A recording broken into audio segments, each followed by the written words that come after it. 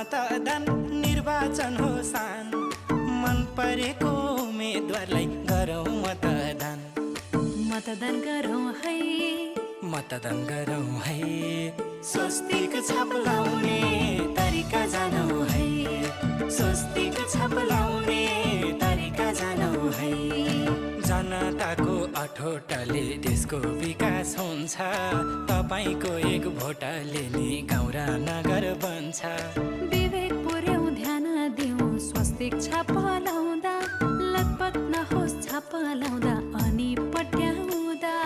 मतदान गरौँ है, मतदान गरौँ है, स्वस्तिक छाप लाउने